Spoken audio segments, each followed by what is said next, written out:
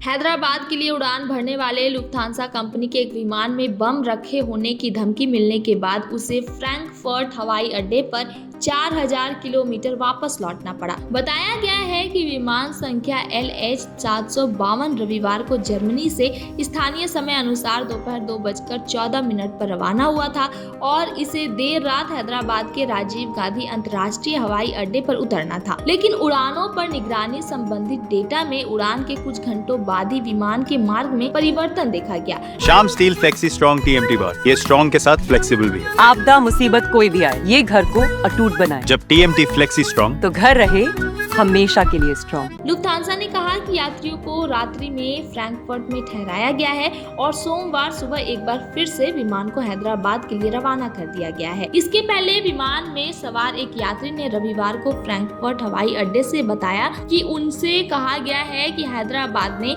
विमान को वहां उतरने के लिए अनुमति नहीं दी है। अमेरिका से हैदराबाद में अपनी मां से मिलने आ रही यात्री ने कहा, यह उड़ान सामान्य थी और हवा में करीब 2 घंटे तक घूमने के बाद हमें बताया गया कि हम फ्रैंकफर्ट लौट रहे हैं। हैदराबाद एयरपोर्ट के एक वरिष्ठ अधिकारी ने विमान के वापस लौटने की पुष्टि की है। उन्होंने कहा कि लुफ्थांसा एयरलाइंस के विमान के भारतीय वायु क्षेत्र में पहुंचने से पहले ही बम की धमकी मिल चुकी थी। इस वजह से इसे भारतीय क्षेत्र में घुसने ही नहीं दिया गया और वहीं लौटा दिया गया जहां से वह आ रहा था।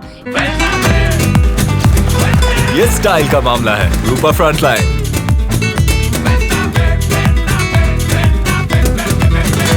इधर सूत्रों ने बताया कि विमान सोमवार को फिर से हैदराबाद के लिए रवाना कर दिया गया है।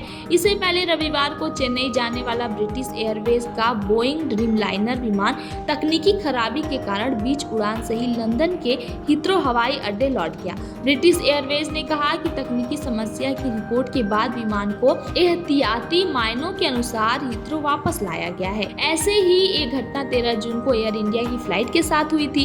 फ्लाइट AI 369 के से नई दिल्ली आ रही थी। इस विमान को भी उड़ान के कुछ ही देर बाद वापस फुकेत में ही लैंडिंग करनी पड़ी। बताया गया है कि इन दोनों ही घटनाओं की जांच जारी है।